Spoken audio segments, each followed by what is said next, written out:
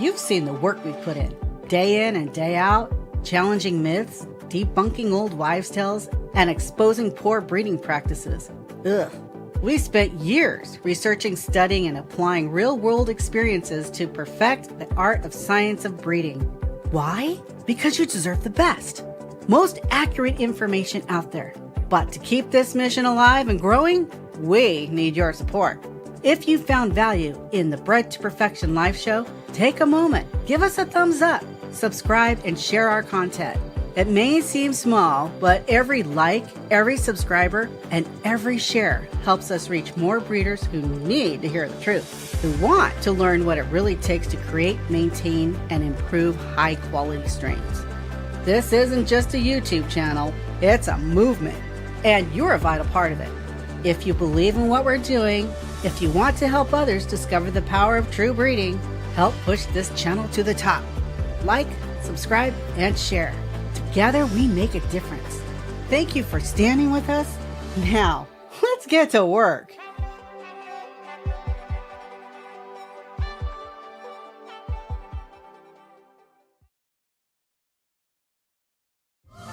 Entertaining, informative, and educational. Inspiring content that makes a difference. This is the Maximus Troy Publications Broadcasting Network. Join the Academy.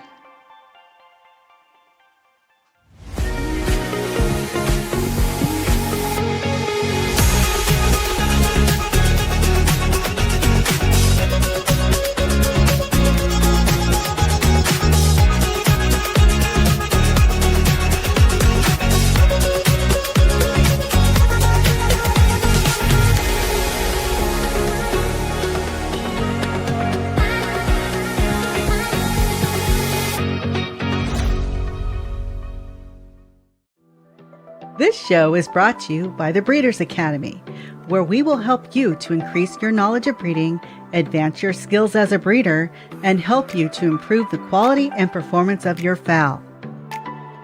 As a member, I'll provide you a roadmap that you will need to create a true family or strain. Starting with a cock from one breeder and a hen from another breeder, no problem. We can help you to turn your flock of hybrid crosses or mongrels into a pure family or strain, and show you how to continually improve that strain each generation. We'll start by showing you how to select your seed fowl and how to turn that seed fowl into a high-quality foundation strain. Our proven breeding programs and specialty courses are designed to take you step by step through the breeding process. And best of all, I'll be there to help you every step of the way. We urge you to check it out. You have nothing to lose, and you can cancel at any time. You also have a 30-day money-back guarantee. Simply go to www.breedersacademy.com to sign up.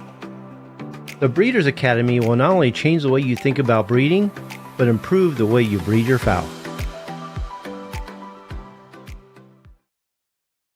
Whatever. Thanks for stopping by. We're not interested. Okay. I get it. I understand. This is something that you're just not open to.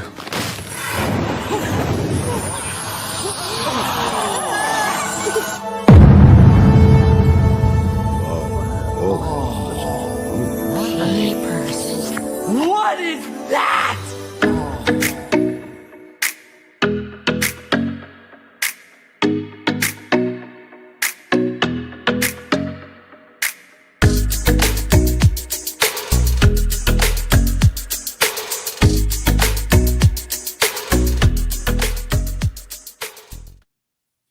Okay, welcome to another episode of Bred to Perfection. I'm Kenny Troiano, founder of the Breeders Academy, and I'm here with my wife Nancy and Peter Brown. What's up, Pete?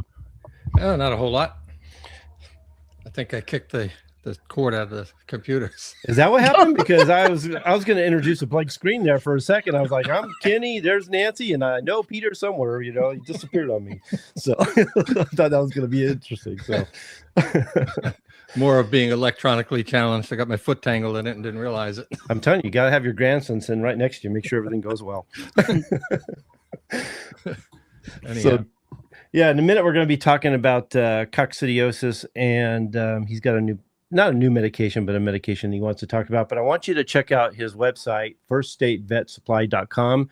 If you ever need any medication or you need some advice about healthcare and disease prevention, I always refer people to Peter. I'm all about, breeding for, selectively breeding for health, but I'm a big proponent that if you're starting and your birds need the medicine, or they need medicine to at least produce enough offspring to get going, I send them right over to Peter to get what they need, because there's so many birds out there that are the breeders are constantly giving them medications, and if you buy them and don't do something to at least do what they're doing, they're probably not going to survive. And it's a kind of a shame, but I'm glad we have people like Peter who can help them to get started. So, yeah, Peter, you want to say anything about your about the First State Vet Supply? Yeah, well, we don't have everything some of the other guys have, because we won't sell things I don't believe that have value. So if you need something, just give me a call. Call me on my cell phone. You can call me on the if you call the office after it stops talking, you got to talk. Otherwise, you're just going to hang up on you. Oh, really? Yeah, I need one of those.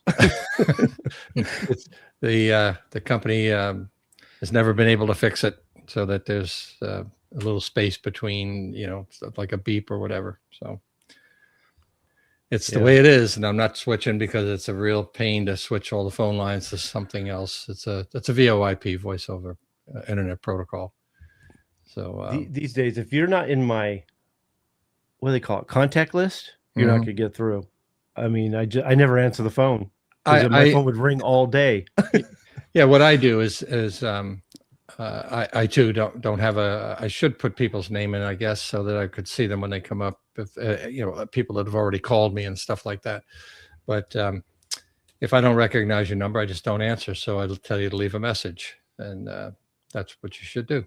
And if I recognize who you are and I want to talk to you, or you need help, I'll call you back. It's not rocket science. It works for me. And there's loads of phone numbers that are in my phone that will come up, and I just don't recognize them. And I've talked to them before, maybe even have something going on with them. It's just the way it is. So if you want to talk to me, give me a holler, and we'll go with it from there. Yeah, if you need let's see, is the website on here? Here you go. This is the address to the website. So go to firststatesvetsupply.com, and you can contact Peter there. He's also got a lot of information inside the Breeders' Academy. Peter Brown and Dr. Gallardo, there's a whole page on healthcare and disease prevention. I don't know how many videos we have in there, but we have pretty much covered the most popular, not the most popular, but the most common diseases that are out there. And I think we're still trying to get to some others too. So that's I don't know. We've done most of them, I think. I think the biggest thing with some of these diseases is the misunderstanding and doing what somebody else is doing when you don't have the same operation or the same understanding of how the other operation is operating. I'm almost a firm believer in most people are not going to tell you everything they do, especially if there's competition in the show ring or whatever. Hendricks Motorsports is not going to, they sell engines to other guys in NASCAR, and I don't think you're going to give you the same one they're running in their own car. Not exactly. You're going to look, it's just the way it is. No, I get it, and I know why they do it. I guess you could say it's a shame, but we all have to start somewhere, and it's hard to get good fowl as it is. It's hard to get pure fowl, related fowl. A lot of times we're getting crosses. A lot of times we're getting birds from separate breeders. And it would be nice if we got birds that were healthy and didn't need the medications. But for most farms, I don't think they're there. And I think even if they're sick or not sick or have issues or don't have issues, they're still pumping medications into them because they're always using like antibiotics. They're using antibiotics to prevent disease when it doesn't work like that. So I think it's a misunderstanding how medications work and why to use them and how to use them. And like I said, I'm just glad we have Peter to help us out with that. So, if you use a medication on a bird, let's say a respiratory issue, you would be wise after that to follow with a probiotic. And, you have to understand, and the majority of a bird's immune system reside in their gut. So when you're using antibiotics, you're wiping out some of that, okay, if not all of it for that matter. So it behooves you to put it back and then try to maintain it. I was reading an article here not too long ago where the scientist that was talking about gut health and this and that and the other, and he was saying that 80% of the bird's immune system resides in the gut. That's the first time I've heard something that high. It's usually 50, 60%, somewhere in that range. And the same thing goes for humans. Most of your immune system resides in your gut. So unhappy gut, unhappy immune system opens up birds and humans both to diseases. I think that's why some people get sick more often than others. And it's a big deal. We should take it seriously. I don't think anybody should neglect that. Coccidiosis is one of those things that's fairly ubiquitous. I haven't seen it in my yard for a long time, and I do think you can selectively breed away from it. But it's also a management thing, Peter. Yep, management more than anything. And people get mad at me when I say that, and then they go into a tirade on how clean they keep their place, and they change the bedding every week. And well, that's all part of the problem. You don't allow the birds to have the critical oocysts that they need in the quantity that they need to build resistance. That's why you use a medicated starter. There's people out there, you don't need a medicated starter. You can live without it. And I'm here to tell you, in most cases, you really can't.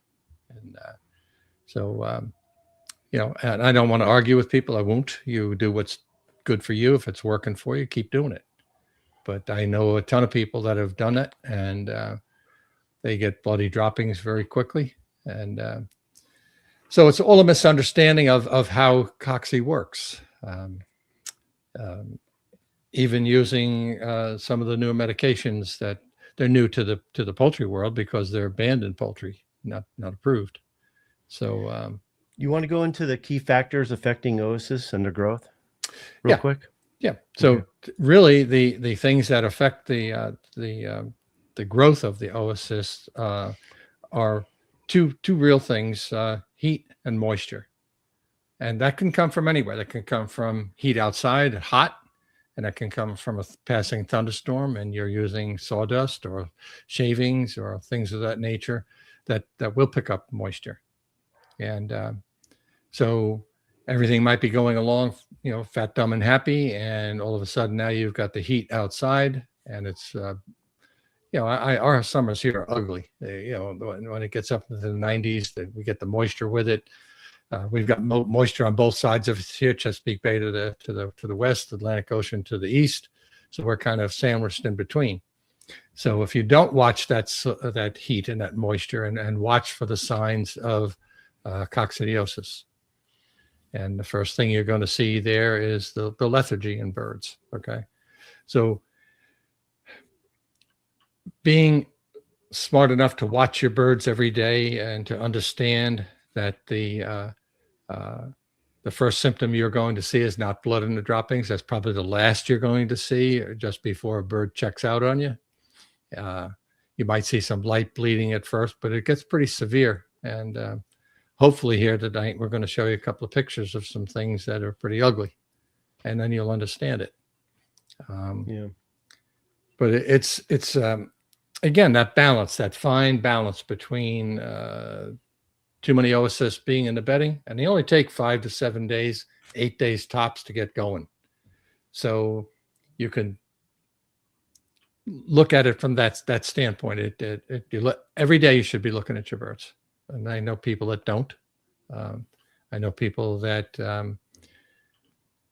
have enough feed and water and somebody to check on them, and they live downstate, and then they go there for the weekend and they have their chickens and they get their eggs and all that kind of stuff. But they usually have a ton of problems in between.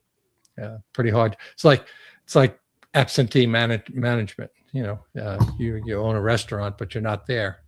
And, it's not the same as you doing it. And people have their own way of managing things. So, but that's what it really is. It's really simple. It's not hard. It's not rocket science. Again, the heat and the moisture.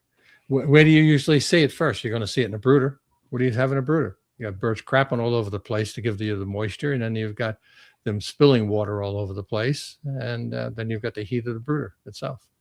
Or you got a hen that likes to scratch into the water and get the litter all messed up. Yeah. Fishy. Yeah. We've got plenty of them. The maternal effect. And a lot of those can be eliminated if you would raise the feeders and the waterers up to breast level. They don't need to be able to stand in it and other things. I've got people that I know that do that. That let them stand in the water. But it's again, it's a 5 to 7 to 8 days to really get rocking and rolling with them, and that's where you really see the cocci outbreaks and things of that nature. And so it just depends on it. It's what we call a rapid growth. A lot of other diseases take longer than that to get going, but coccidiosis is it's different. They're very different. No, we have like 8 species of coccidia, but there's 6 major ones that affect our chickens. Is there 9? I thought there was 8. I've never seen 9 in my entire life, because I think that they get pushed out by the much stronger ones, the ones that grow faster, the ones that are meaner and nastier. And of those, there are 6.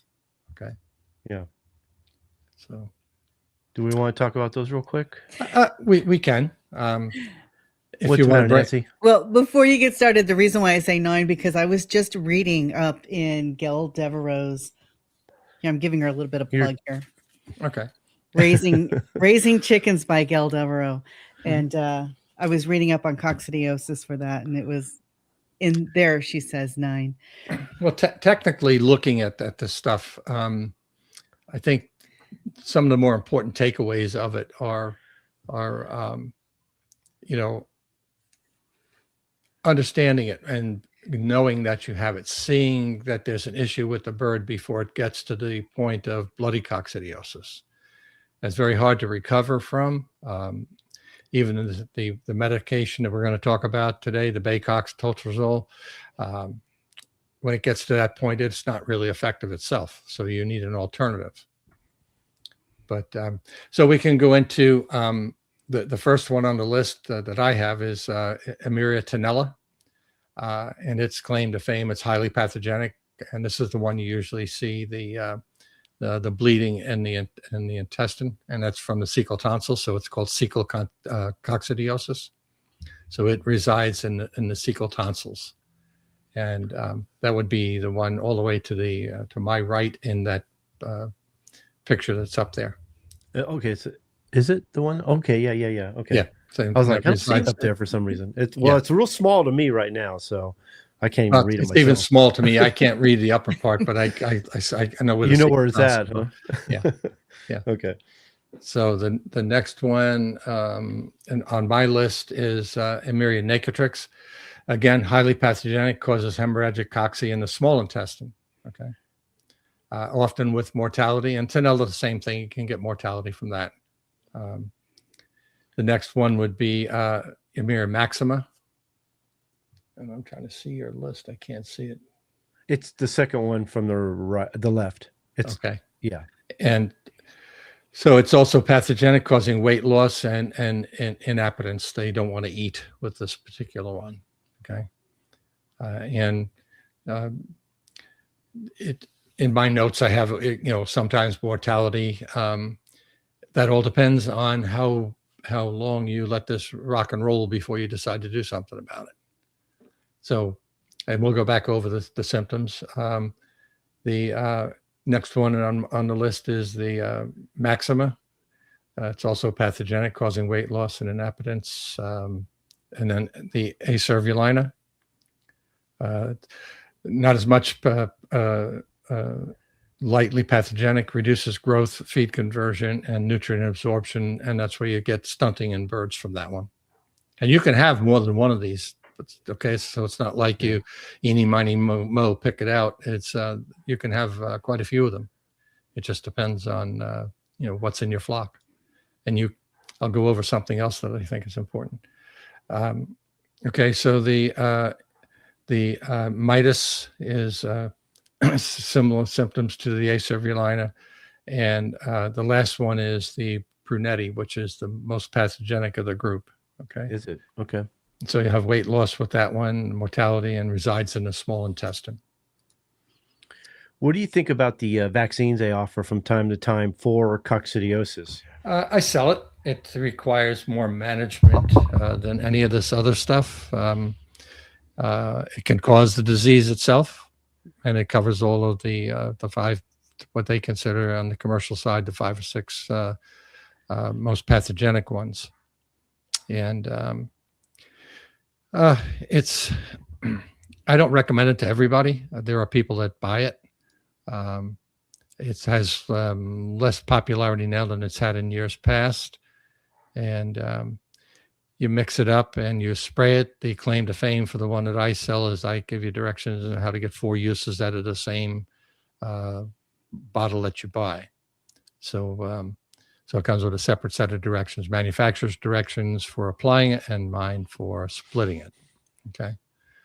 And that can save you a lot of money. It's a $70-something bottle of vaccine that, so if you're going to use it, you're going to, day or 2 of age, you're going to take some feed and put it on a piece of cardboard, maybe 6 inches wide.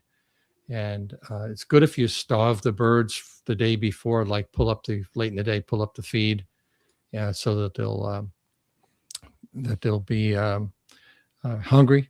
And so you're going to take the vaccine, you're going to mix it according to directions. You're going to use a small sprayer, and you're going to just dampen the top of that feed. And then you're going to turn the birds loose and make sure that everybody has gotten an opportunity to eat the dampened feed. If you make the feed too wet, most of the birds then will get a overdose because of the fact that that 1/4 of the liquid is enough to do 250 birds. Okay. So I would, be careful doing that. And you'll know within a matter of 5, 6 days, 7 days, you'll start to see some issues with the birds. The remedy then would be to take a dose of Amprol and give it for 1 day. And you don't want to give it longer than that because you'll just wipe out all the coccidia that you've just paid money to put into the birds. But it's a matter of management. Again, going back and looking at the litter, looking at the birds, looking at the droppings, making sure that the litter is okay and all of that stuff. It's just a management problem. And I've got people that use it. I've got people that use it very successfully. Okay.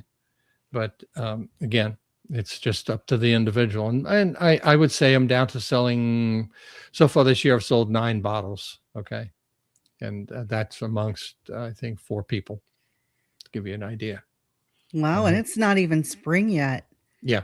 Well, again, the vaccine, I'm not going to keep it. I've got 1 bottle to sell. When it's sold, I won't have any more, and that's fine, unless the company could give me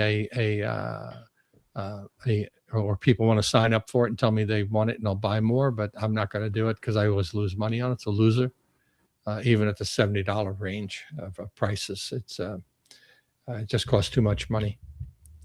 And last year I had to eat maybe 6 or 8 bottles, and I'm not doing that again. So. Nancy, you had a litter question. You want to ask that real quick before we get into? I have 1, 2, 3, 4, 5, 6 questions. Okay. But we'll talk. We're going to charge you for the other ones. We'll let you have one now. I have been warned that I need to wait till the end of the show to ask questions that I have. So that he's allowing me to ask the litter question now, I feel very privileged. You bugged me about it. Now go ahead. I feel privileged. Okay. So talking about the litter, people that are living in tropical areas where there's a lot of moisture, a lot of humidity, what would you suggest? I know here at our house, we do the deep litter method. Would that not work for somebody who lives in a tropical area? Hard to say. That's a crappy answer, but it really all depends on how much moisture the litter is. I know there's a meter you can get to test the moisture in your litter. You can also do a fecal flotation on your litter too, and see just how many oocysts are in the bedding. If they become too numerous to count, that's a problem. Okay, that means there's too many in the litter. The same thing, you could do a fecal float on the droppings from the birds and see what they're carrying. And the same thing goes there. If you can count, there's what they call a McMaster slide, and it's got little squares on it and stuff. So you can count how many oocysts that you're seeing, and if they're, again, too numerous to count, they're everywhere. That's a problem too. So that will mean that you would probably want to treat the birds, in my opinion. Now, is that kind of like a test kit that you buy? You can Google it online. You can find them. They can be expensive to buy, but once you've bought them and if you take care of them, they should be fine. And- I got a quick. Okay, go ahead, Nizzy. And then you were talking about different types of litter that actually absorbed moisture. There are some people that live in wet areas of the United States where it rains a lot, say Florida, where they buy litter specifically to sop up that moisture, because if they don't, their pens are going to become ponds. So what do you suggest that they do? Because you were saying earlier that having too much moisture in the litter is not a good thing as well. Right. So I don't have much to add to it as far as a particular type of litter. Everybody uses something different. I don't know what's available in some of these tropical countries as well. But the simple part of it is, if you're watching the birds, technically doesn't mean matter what kind of litter you're on. You need to watch them, and as soon as you start seeing some birds that are lethargic, droopy winged, falling asleep, standing up, not even wanting to come out of the coop, when they really are maybe the first one out. Now all of a sudden they don't want to come out, or the group of birds don't want to come out. That's an issue, and that's the time to treat the birds, in my opinion. Okay. And the changing the people that change litter all the time and are not leaving enough oocysts for the birds to build immunity. That's why you use a medicated starter. Why don't you use a medicated starter all the way through? Why don't you then have a grower that has medicated, because they're supposed to, in that 8-week period of time, build immunity from that feed.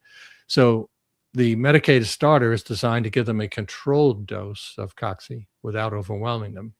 So if you're using a medicated starter and the birds are coming down with cocci, that means that you have too many oocysts in your litter, and they're getting it from the litter. That's how they pick it up. They eat the litter, and they're not allowed to. They're not getting immunity from it. They're getting the disease, and that's not the way it's supposed to work. And that's why people don't want to use a medicated starter, because they don't understand it. Okay.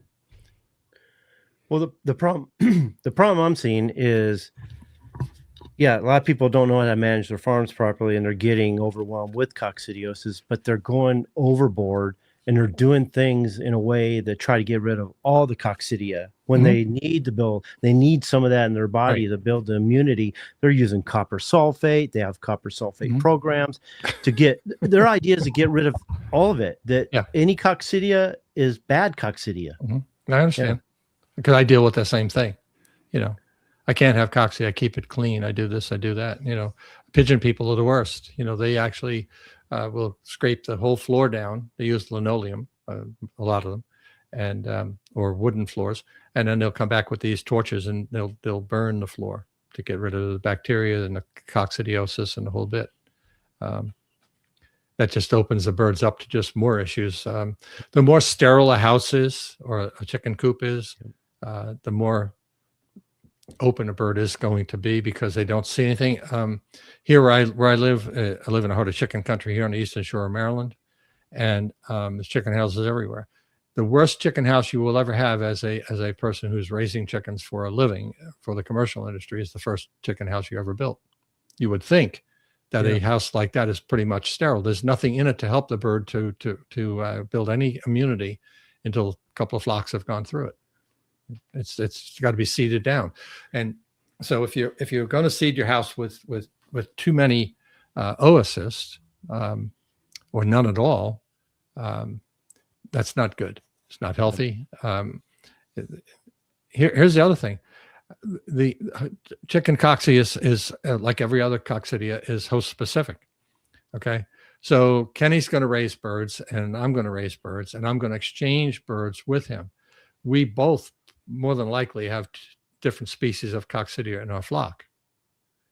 I send some to Kenny, he sends some to me, and we come back cussing at each other that we've given each other diseases. You gave me this and I didn't have this before. Yeah, you did. You just didn't have the species of coccidia that I had. Okay. Yeah. There's almost no way you're going to have all 6 or 8 of the species of coccidia. Okay. But you're more than likely going to have different ones than I have. So when my birds have never seen it before, guess what happens to them? Because they have no immunity to it. They've had not have the opportunity to build immunity to the disease. Well, I knew someone who had their farm. They had their birds for a long time. They were a pretty healthy flock. And they went and got baby chicks from a hatchery, and they offered a coccidia vaccine.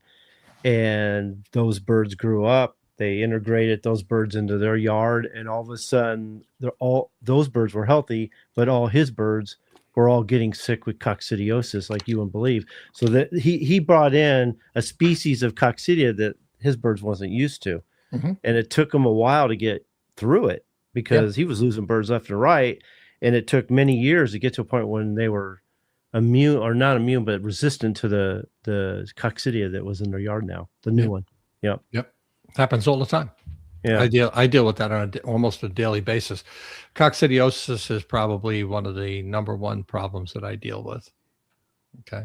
Well, it's funny, back to what you were saying, is when I don't have time to do it so much these days, but there was a time when I was helping all the feed store owners. They were bringing all their customers to me if they had questions and about health and breeding or what have you. And the ones that had the most problems is right back to what you were saying. The ones that were keeping their pens so clean, they were picking up after them every day, putting new shavings constantly. They thought they were doing the right thing by keeping it so sterile, so clean, and they couldn't understand why their chickens were still getting sick. And they were always the one that had the most problems, and the sickest chickens were the ones that kept the pens too clean. So that's true. Yeah. That's true. I saw that myself. What, Nancy? I know I interrupted you twice.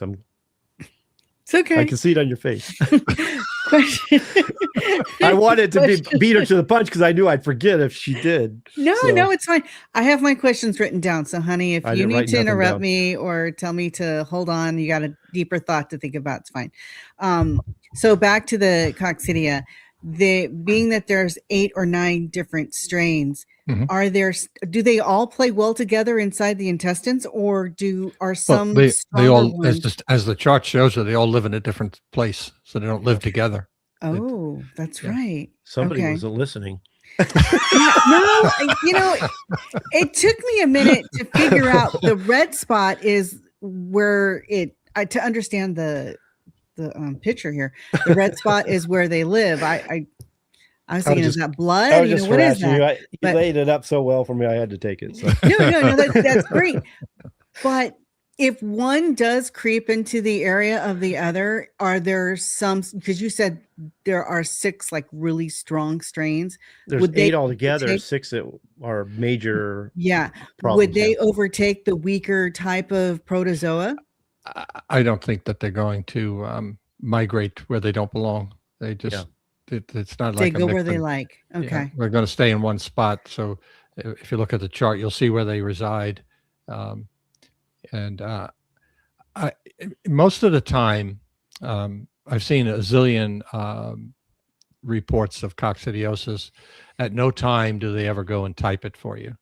This is just information for people to understand. I want people to understand the severity of it.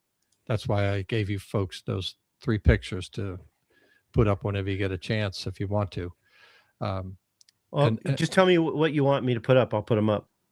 Well, you've got 3 of them. So in succession, any succession, you can put them up. So what I want people to understand is how much damage they do to the intestine. Okay? That's maxima. Yeah.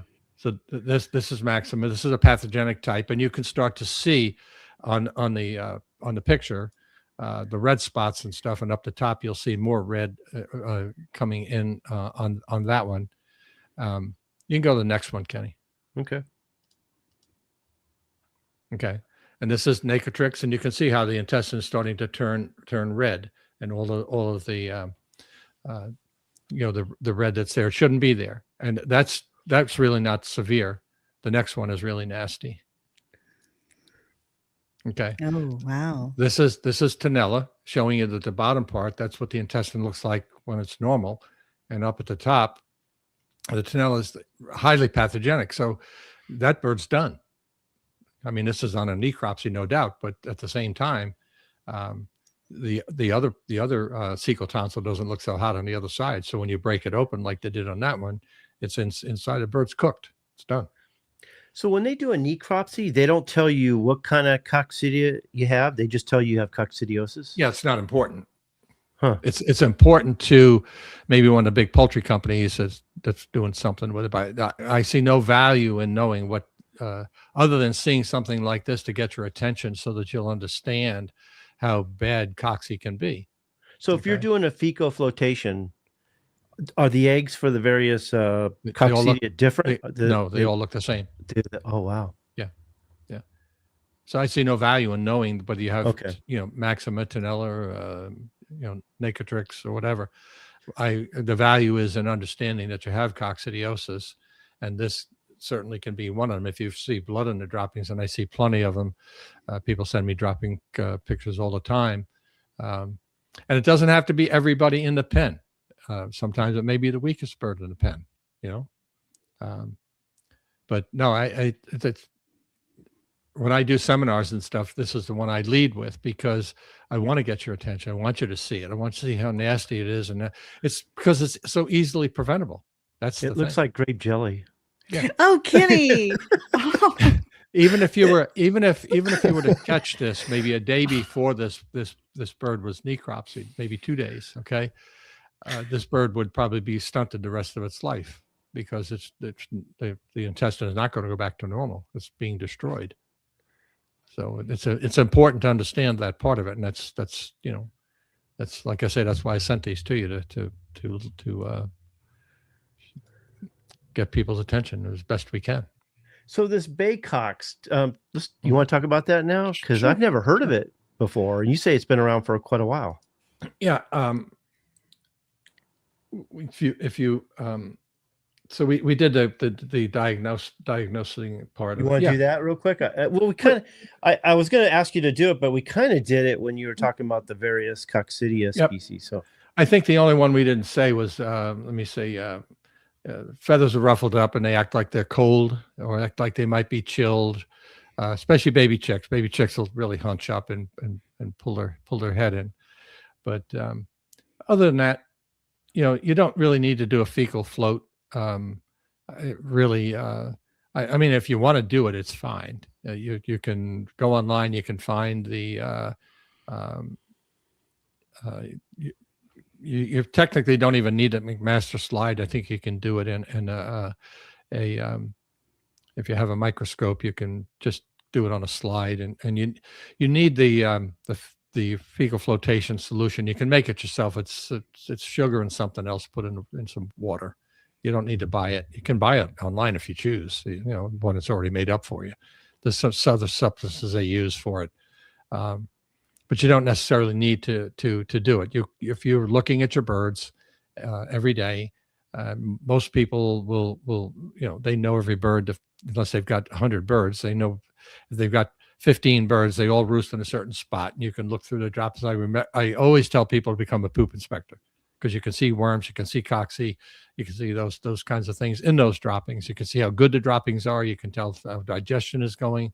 So to me, taking a stick every morning and looking at the droppings of where the birds were under their roost, it's just part of raising chickens. So you normally see this in young birds. When would you see it in an older bird, and why? What, you mean coccidiosis? Yeah. Mm-hmm. Yeah. You could see it at any time, at any age, in any bird that has never been immunized or is being overwhelmed by coccidia. So it's not just a young bird disease like a lot of people think. Okay, I've never seen it in an older bird, but I know some people have talked about it. They've talked about the symptoms, and it sounds like coccidia, but it could also be what do you call it? Shoot, I can't think of the name. Oh, can't think of it right now. But it's like an ulcer of the intestines. What is it called? I can't think. I can't think either. Yeah. I'm no help. Well, Yeah. don't ask me. But there's usually it's either coccidia or the other one. I can't for the life of me, I can't remember what it's Oh, called. you're talking about I Jesus, right on top of my tongue here too. It's sheesh. It's a big problem in the commercial poultry industry, by the way. Thank God for editing, huh? I can edit this out. Yeah, it's on the tip of, I can see part of it, but I can't remember the whole thing. So yeah, I can too. Because I don't see it all the time. I don't it usually either. is coccidia, but it seems like when it's older birds, it's God, it's driving me crazy what it's called. Clostridium perfringens. Enteritis. Enteritis, yes, one of them, but Clostridium is another one. God, no, it's not that either. I'm thinking of something else. No, starts with an N. Necrotic enteritis? Yeah, necrotic enteritis. I don't know why I couldn't think of it. It was on. I couldn't think of it either. So yeah, I don't really see it that much because I'm a knock it off and get rid of it and breed to the healthy. So I don't think about disease very much. But I don't see it because I don't think there's a lot of it out there. I've looked at a lot of necropsies and shared them with you guys a couple of times. And I look at a lot of them on a monthly basis and stuff, and we're not getting that part of it. But well, my question is, if it's young birds, do you think it's mostly coccidiosis? But if it's the older birds showing the same symptoms, is it mostly necrotic enteritis? I'll be honest with you, I've never seen a report with necrotic enteritis. Okay. You want to hear something really funny? Sure. Nurse Sue over here. I was looking at you guys and trying to think of what it could be, and I wasn't looking at the chat. And that would have helped a long time ago, wouldn't it? Sue had it all the time. Yeah. I don't know why it was. Thanks, Sue. It's like I had the N and I had the end of enteritis, and I was like, I know I'm missing something big. I just don't want to sound like an idiot, but I did anyways. Thank you, Sue. We love our Sue. I don't watch the chat, so when you see good stuff come up, get it on the screens and bell us out. Okay. It caught me off guard there. Yeah, I was paying attention to you guys when I wasn't paying attention to the chat. Yeah, that's how little I think of diseases because I don't deal with them. But yeah, I always thought that necrotic enteritis was something you saw when they were older, and then coccidiosis when they were younger. Because although people say they've seen coccidiosis in their older birds, I just never believed it. And to me, their immune system would have to drop so much, but then other things would happen too, for them to actually experience it. No, I mean, if the bird has never been immunized, okay, go like back. Raised in a cage the whole time and then set on the ground. That kind of sure. Thing? Yeah, sure. Okay. Yeah. I see. I don't see that very much either. Not in my world, Yeah, and I don't either. Yeah. But I know that coccidiosis certainly does affect older birds. Even birds that were immunized before see a different species of cocci. Again, you swap an adult bird with me, I swap an adult bird with you, and I guarantee you they're going to have problems, both birds. Well, like I take it back, like my friend who didn't have any health issues whatsoever, got the hatchery birds, integrated them into his birds, and that's when he started losing them. And they were all older. Now that I think about it. So yeah. So okay. So just something I don't see every day. But you really don't. You talked a little bit about the symptoms. Would the droppings be your first symptoms, or would it be the way the bird is hunched up? And it'd be the way, to me, it'd be the way I've always seen it. By the time you see the droppings, a bird is that are have blood in them or things like that. That bird is really on its way out. And hard to save those birds. But the thing you're first really going to see, because I get that all the time. People say we can't have coccidia. There's no blood. Well, not all species of coccidia cause bleeding. Okay, out of those ones up there, probably only 2. Okay, and so what you're first going to see generally is a bird that is sluggish, falling asleep, standing up, doesn't want to move, fluffed up, puffed up, sitting there, or just sitting in the yard sleeping. constantly while everybody else is running around. And it doesn't necessarily affect everybody all at the same time. It could be just one bird, two birds, and then it just depends on the overall scheme of things as far as the birds are concerned. I mean, a weaker bird might get it quicker than a more healthy bird. Okay. And certainly there are things you can do to mitigate that. And we'll talk about all of those here in a minute if you want to. Mm-hmm. So the new medication to the backyard community, at least, and some of the gamefowl community is Baycox. And the generic of it that you're going to see is Toltrazuril. It's it's not approved for use for chickens here in the U.S. or in Canada, to my knowledge. The information I have on it, I've had it for at least 20 years. Got to be. I haven't used yellow paper in God knows when. But so it's a water soluble deal. You put it in the drinking water. And part of the reason why I we were going to do something else other than Cocci again, but the reason why I went with this was the fact that I'm seeing a lot of people using it now, and I just have to know that they're using it improperly. So that's why I decided to go with this one rather than something else I was working on. We'll do the other one another time. Sure. But the reason is that this. We were talking about in the pre-show thing before we started, Kenny and I were anyway, about the Exalt product that's coming on the market from Merck. And I want to think that this product, Baycox, is in the same realm as the Exalt is as far as the dosage is concerned. Requires you to do some math. And it's not hard, but you have to estimate the weight of your flock. And that's what this Baycox product requires. And the Exalt requires that. And I think the problem with the Exalt product comes through the EPA more than likely. And I'm out on a limb here, and I think I'm right. This is an insecticidal product that you have to give to a bird orally. You don't spray it on them. You don't put it in their feed. You got to spray it on them. So we go back to looking at residual. What kind of residual is going to be left? If you don't do it right, you're not going to have enough in the bird to do the right thing. If you use too much, it has a good track record from what I understand in Europe and other places, but I don't know what the consequences of overdosing your birds and then you eat the eggs or you eat the carcass. Okay. And the same thing with this Baycox thing. It has to be done. The proper way to dose it is to figure out roughly how much your flock weighs on a pound basis. So if you've got 10 birds and they all weigh roughly 4 pounds.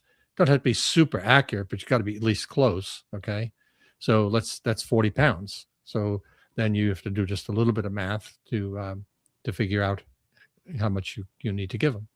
And so the Exalt works the same way. You have to do that math and figure out how much the birds weigh, and do the math and get a dosage and then give that to them. So I just think that that's why some of these products are not approved for backyard use.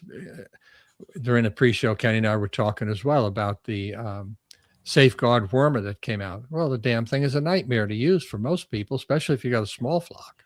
Okay. You have to do the same thing there. You have to, figure out how many pounds of bird you have. Then you have to go to their chart and look and see how much you're supposed to put. And if you've got less than so many birds, you can't use it at all because you can't get the dose down low enough to meet the no residue requirements. So the same thing is going to be probably apply in this, because the dosage is 7 milligrams of the Toltrazuril per kilogram being 2.2 pounds. So when you have somebody tells you to use a teaspoon, I don't think so. Not going to work. So that's part of the reason why I decided that I'd probably go with this to get the message out to people. You have to use it properly, not only for residue problems, to make it work. If you're going to spend your money on it, you at least want it to work. It's not a bad product as far as that's concerned, but it doesn't work very well as the O-assist that we've talked about mature. It works really well against them when they're younger. So do you have to have a ballpark figure of how much they weigh, or do you have to be exact on how much? The more exact you are, the better it will work, because that way you'll have more of the product or less of the product, depending on which way it is. Because it's only 7 milligrams, not a lot. And that, again, that's in 2.2 pounds. So if you got a 4-pound bird, okay, you just have to do the math with it to get the dosage. So the dosage is put into water. That's correct. It's a water soluble product. Yep. And then you take like a syringe and then put it through their mouth. No, you just put it in a gallon of water. Okay, but some are going to drink more than others. But that's how medication works. Okay. Over the course of a day, they will get the proper medication amount. It's been like that for years. Same thing with using amprolium in the powdered form. 2 teaspoons to a gallon of water versus the liquid. My only concern would be that they have coccidiosis at a level so high that they don't make it to the water, and then they don't drink any of it. So that was my concern. That's going to be the problem with almost anything you use in the water. I mean, if they've got it so bad that they're not drinking, you've probably got a dead bird anyway. Yeah, or one that's close to being dead. But that's what we wanted to talk about with this. It's very safe for chickens. It's stable in water. I don't have it on my website, but if they want it, they can call me. I break it down to smaller bottles so that they can, because most of it comes in a liter bottle. It's fairly expensive that way. But it's a 48-hour treatment, so you want to give it for 2 days, and what they call the LD50 dose, which is the dose that becomes toxic. It's 100 milligrams per 1,000 milligrams per kilogram. So it's a relatively pretty safe product as far as that is concerned. When you're setting up the water with the medication, is it preferred to wear gloves and a mask, or I don't think you need a mask. It's a liquid. I think that I would wear gloves. Okay. I don't think I would. I just pretty much goes for anything when you're mixing up medications and stuff. I think it's smart to, not to get it on you like that. And the Baycox has no influence on other organ systems of the chicken, the nervous system, or on the blood coagulation time, which is nice to know, or no diuretic effects, which diuretics means that more water in the droppings, basically, diarrhea. And so that's good, because you don't want to give a product that's going to end up giving you wet droppings. Wet droppings are a problem. And it's good for ducks, pigeons, turkeys, and chickens, and baby chicks. And it's 2 days via the drinking water. So I don't know if anybody's got any questions we can answer on that aspect of it. Any questions, Nancy? Yeah, I have one. Okay. I don't have any questions in the chat. Guys, if you have any questions, go ahead and put them in and I'll pull them up. Sean, you usually are really good at asking questions. So if you got any questions, depending on you, you're going to give us all the questions. I know. So now I forgot what my question was. Sorry. Dang it. That's okay. Right. We got Sean. Come on, Sean. No. Okay. How do we promote good gut health in our chickens? Good gut health to me is I love probiotics. I love the oil of oregano. There's so many people that have purchased it now over the last 15 years that I've been selling it, that the feedback has been just phenomenal. I mean, I got people that just can't believe the way their birds look better after they've used it. And the way you can do it is to, when you use, another thing we're getting from the oil of oregano too, I think this is important, is that people who have had issues with worms now don't have issues with worms, because it makes the conditions in the gut so that those organisms don't want to live there, coccidiosis and stuff. We've seen tremendous, and again, we were talking in the pre-show about the fact that I really like natural products, and I've been looking into, some other products in a mixture type deal, hot red peppers and that kind of stuff. I'm playing around with a bunch of that stuff in a liquid form, which be added to the feed and that kind of stuff. But because there is a body of evidence out there to show that using garlic and hot red peppers together with oregano is a good product to use for these kinds of things. Okay.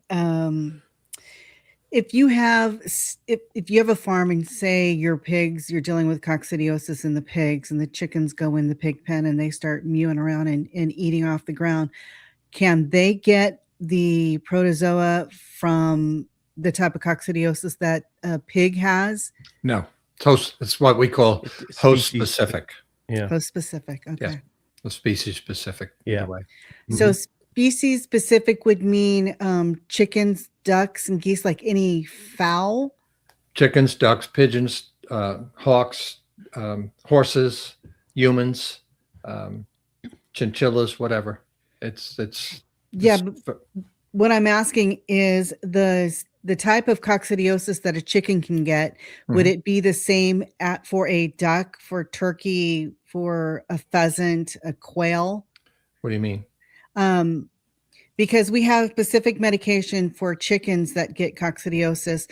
Would you use that same type of medication for, say, quail or a duck or turkey? In most cases, yes. Okay. Yeah. Amprolium is the baseline that everybody uses. Now, whether you get into ducks, I don't think it's going to be a problem for them, but they don't get the problems that chickens get. I've never seen a duck with coccidiosis. They're pretty hardy. They're well. I will say this. This goes to your line of business, Kent. The ducks haven't been bred in oblivion like the chickens have. I think chickens have more of their problems because they were bred 9 ways from Sunday to get silly looking chickens. Every time they do a outcross, or infusion, they're adding new weaknesses. Yeah. They're not selectively breeding their way out of weaknesses. They're actually adding them to the bloodline every time they do that, Yeah. So, yeah. So, you could move into sulfa drugs, the Baycox. This is just another tool. I think it's good. I would surmise that there wouldn't be much resistance to it, because it hasn't really been used in chickens. So, other than in the backyard crowd. what was that sulfa drug that they used to have for coccidiosis that you had to be like really careful and Sulfaquinoxalin. What was the trade name for it? Sulquin 650. Sulfix? Sulquin 650. Sulquin. I thought there was another name for it. I remember it was really popular, but people were overusing it and abusing it, because it was like 3 days on, 2 days off, 2 days on, that kind of thing. Yeah, right. Yeah. Sulfaquinoxalin. Salisbury Laboratories put it out in like a 6-ounce, 8-ounce bottle, and it was called Sulquin 650. I thought there was another name for it. It was 6 ounces and 50 gallons of water, the way I remember. Yeah. Back in the day when Solmet was the Solmet was the other one. Yeah, that sounds familiar. Yeah, that does sound. But see, so you look at sulfadimethoxine, sulfamethazine, and sulfaquinoxalin. So when you start looking at the danger of the sulfaquinoxalin being probably the most dangerous, then the Solmet being the next dangerous, and then the sulfadimethoxine being least. And what I mean by dangerous is that these have a propensity to do kidney damage and severe kidney damage. That's right. I remember that. I see Sean's going to let us down. He's not going to come up and rise to the occasion. He goes, I'm trying to think of a question, Nancy, but as far as medication, Kenny's taught me to sharpen the axe, so he's not going to be there for us. He's going to let us down on that one. No, he's not. He's a listener. He's been Come on, listening Sean. to I know you can you. do it. Come up with something. No, he's been listening to you. So, I mean, he's been I appreciate listening that. and learning, and you don't have to tell him twice. He's got it. And he's not the only one, because I started another guy here. That's Giovanni. Since I learned from you guys, I stopped using antibiotics almost 6 years ago now, and he lives in the Philippines. Now he lives in the tropics where all kinds of stuff is just incubating like crazy. You know, Peter, that's something I would always hear is people say, and I just don't believe it. And I don't know if you'll disagree with me or agree with me or not, but they're saying depending on where you live will depend on whether you got to use medications, because everybody's location is different. Some people are more susceptible to certain diseases because of their location. But let me say this first. I have quite a few people in the members in the Philippines who followed my suggestions, and they're able to do what their fellow countrymen say they can't do by selecting their way to health and not, treating them with medications and things like that. So do they do anything for the bird health-wise other than just breeding for resistance? Selectively breeding for resistance. Obviously, keeping them healthy with new nutrition, things like that, but maintaining good biosecurity and not bringing new people or new birds on their yard. Well, yeah, that makes a big difference. But they say that you could do that anywhere in the world, for Christ's sakes. They can't do it. I don't believe that. I don't believe it either. I think you can do it anywhere in the world. I did it here. Yeah. I never had to medicate my birds ever, and I didn't breed for what you're breeding for. If you're not going to practice a bunch of chickens here, I just had a bunch of chickens here. They were predominantly Nankins, which are an endangered breed. Okay, they're not many people breeding them, and they're very docile, and I never had any trouble with them ever. People say because I live in California, I'm not seeing the diseases they're seeing. I've seen everything here. And I was treating for everything at one time, And so I just started following what my mentor, Tony, said. And I started practicing better biosecurity. I started culling the sick, breeding to the healthy. And I haven't seen a sick bird in forever. I don't have any medications on my shelves. Can it be done or can it be done? Obviously, it's being done. I mean, so that puts that nonsense to sleep. Yeah. High velocity lead is cured illness. What does he say, Nancy? Let me read that one. Read it. Mr. Josh, he's so funny. High velocity lead has cured every illness I've attempted to treat with.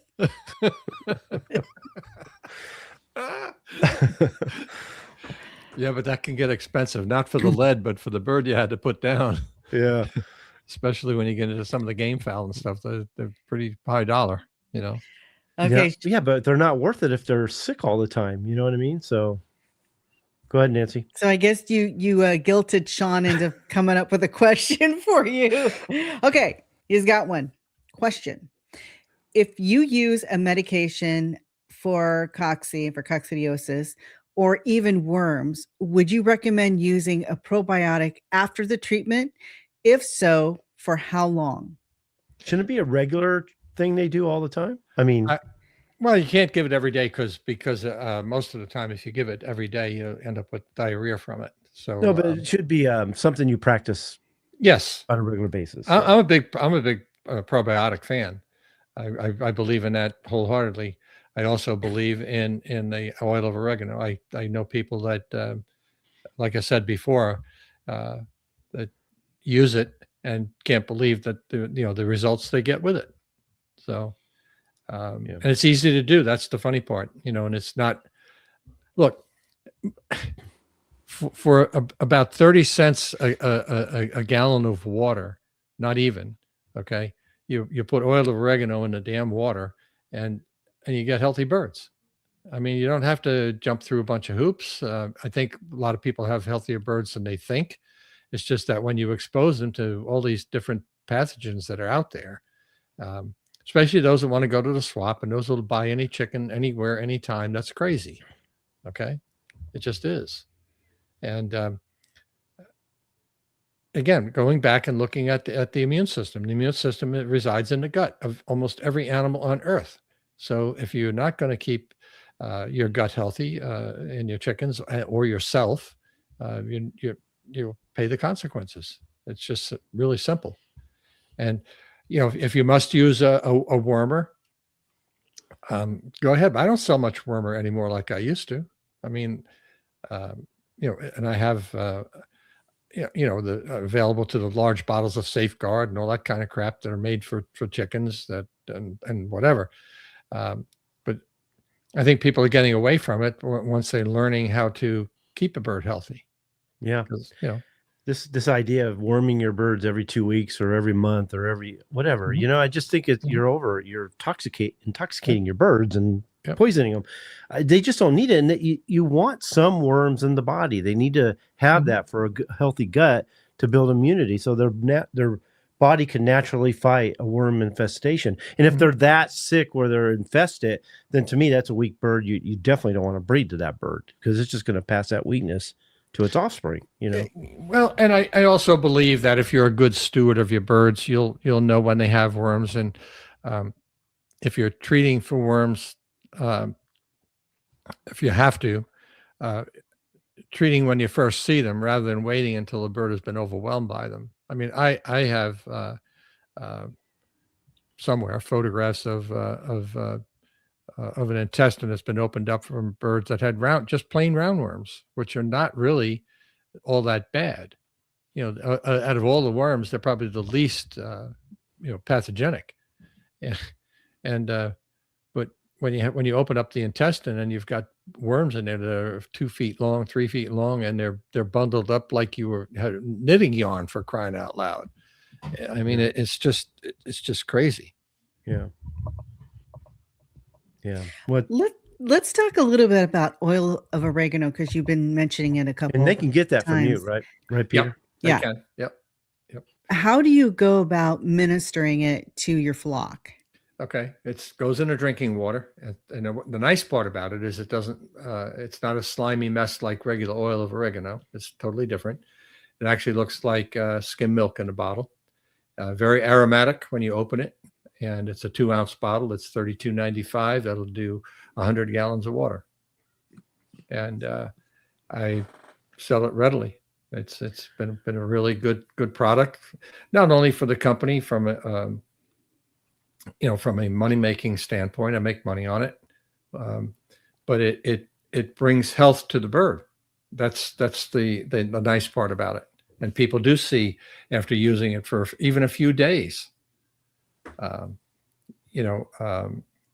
got a gentleman, and I can't use his name. I don't have the permission, but I'll just tell you the story. He came to me at a poultry show. Okay. And he said, I'm tired of having birds that are sick. So I said, well, I can understand that. I wouldn't like it either. So he said, this is the problem I got. And I've had them to the lab and they didn't tell me anything. So I said, do you still have the lab reports? He said, I do. I said, well, when you go home, here's my card, send them to me. And, I'll take a look at it. It won't cost you anything. So I'll pay you anything you want. I said, don't have to pay me anything. I said, if I've got something that will help you, I said, I would just appreciate it if you'd buy it from me. So I'll do everything, free of charge. It won't cost you. And I got the report. And I don't know why they did tell him. Maybe they did tell him. Okay. But really was a bacterial problem. Not all that difficult to clear up. So I sent him medication to clean it up and probiotic. And I sent him some oil of oregano.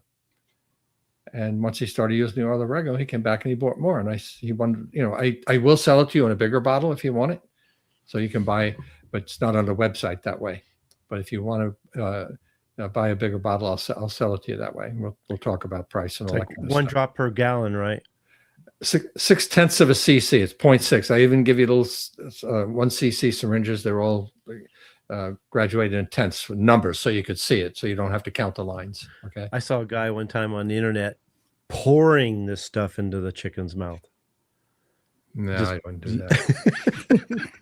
I told that to Dr. Guy, and he goes, "Yeah, that's not a good idea." And it wasn't the type that you're describing, that looks milky. It was the concentrated oil. Yeah. That is so hot. Yeah. He was killing his chickens. It actually made his eyes water as he was doing it. What's the point? Yeah. But he was sold on the oregano oil, I'm telling you. So he was bragging about it. He's like, "Look what I do. This is what I do to all my birds." I'm like, "Oh my God." It doesn't need to be done that way. No. This stuff has just been really, really good. And this gentleman that had this bacterial problem started using the oil of oregano, and when he saw me at another show, he wanted a bigger bottle, and the reason for it, he told me, he said like 2 or 3 days, I could see a marked difference in my birds. And, he breeds championship birds. So. All right. So let me get this straight. So is this something, because we were talking about it earlier, and it was something you use every once in a while. You don't use it every single day. I like to use it every day. It seems to work real well that way. Okay. But if you want to use it 3 days a week, you could do that too.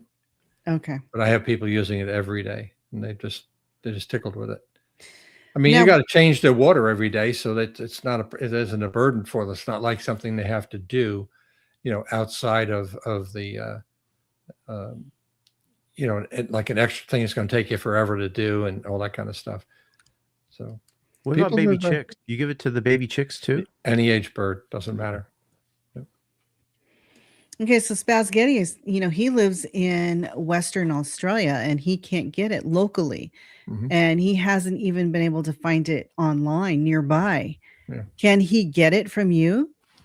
He's got to call me, send me an email at doc@thechickendoctor.com. And you can send it to Australia? Well, I don't know if they'll allow it to go through customs. That's the biggest problem. Yeah. Probably not. I stopped sending stuff internationally a long time ago, but the oregano is very easy to use. Sue knows because she bought it. Yeah, it's a good product. I like it. Not even not as a vendor or a salesperson. I'm the world's lousiest salesperson, but I know. I like to train Peter to sell more and promote more and do more. I don't like being a center of attention. I don't mind, doing what we're doing. I'm better at that than I am at the other part of it. I'm just not. I'm kind of the same way. That's why I do the shows, because it's like we're selling without selling. This is actually the marketing arm of the Breeders' Academy. If I didn't have this, I don't know what I would do, because you're right. I don't really like doing sales. I mean, we have promotions for the website every now and then, like Mother's Day and Father's Day and Christmas, and we'll put together a video now and then. But ask Nancy, that's the hardest thing for her to get me to do. I don't even want to do that, So, yep, I got to push them. Like if they want to get it, they'll get it. Whatever. All right. So his email. Okay. So Spazgetti wants to know your email address. Would it be the First State Vet Supply? Either that or doc@thechickendoctor.com. Either way. Okay, so can he get to the chickendoctor.com from, because we don't have it printed out here. Can he get that address from firststatevetsupply.com, the website? Can he go to the website and get your contact information? Should be able to. Okay. Yeah. Send me a message off of there, or you can go to Facebook and under Peter Brown and just, don't go to many of my First State stuff on there, because I don't deal with that anymore. And you can I'm electronically challenged, as you folks know, so I have no idea how to fix any of that stuff. I panic when I can't get online. Yeah, if it wasn't for his grandson, we wouldn't even have him on the show. So it was so funny. I gotta tell you guys this. we were in the green room and we were talking, and Peter had frozen up a little bit, and how he froze up was like this. and Kitty and I go, Peter, are you with us? Are you still among the living? I was worried then too, but not so much worried when we were going through all the pre-show stuff and he disappeared off the screen. I'm like, oh, this is going to be interesting. Yeah, and then he got the cord wrapped around his foot that unplugged his computer. Well, he went dark. Unbeknownst to you, probably saw me wiping my brow. Is it hot there? No, I didn't eat enough for dinner, and I'm hypoglycemic, so I'm sweating like a dog, and I can hardly read any of the notes and stuff. I get so bad I lose my eyesight. I can't see. I can't drive. I can't do anything. Yeah. Well, I think we're almost done, aren't we? Well, it's my fault. I mean, you have anything else you want to cover before we have to let you go? No, I'm pretty good. I think we got. Yeah, I think we covered everything. He said he wasn't going to do everything on this outline that I got here, but he did actually. I don't know if I shamed him into you can do it if you him want, but I see no point in going through the stages. That's the only thing we didn't cover. Yeah, I don't know why I did it. Maybe I was just. No, I liked it. I'm glad you gave it to me because it's really good information. My members are going to love this outline. Yeah. Look, the way I look at things, the more you know about something, the better off you are. The better you can get a better strategy to attack it and fix it, and that's what I do for a living, basically. And for me, it's about fixing stuff. It really isn't selling stuff. I hate that aspect of it. I really do. So yeah, no, this is really good. Got to do it to pay the bills, but other than that, I'm not a big, I'm not Tarzan out there pumping my chest and everything else. I'm not interested in that. I'm interested in results, and those are the things that make me happy. Yeah, and we are very fortunate to have you along. Both works both ways. I'm glad to do it. I've known Kenny for a long time, and I like doing it. So hopefully, I don't know what we're going to do next, but I'm working on one on insecticides. I think that people will really like. Yeah, the way you explained it to me, I was like, yeah, I don't think we've done that yet. And I don't think, really and not for nothing, but I don't think you ever knew that kind of information existed. No, I don't think so. Not the way you explained it to me. Yeah. So yeah, and I'll explain it all. And if you want to give them a teaser, we can do that. Okay. Go ahead. Sure. If you buy a bottle of permethrin, right, and it says 10%, there's a way to tell how strong it is. And 10% means nothing. All that means is there's 10% permethrin in the bottle. Okay. There is one out there seen at 13.3%, and that might not be any stronger than the 10% from that standpoint. And we'll go over when we do that show.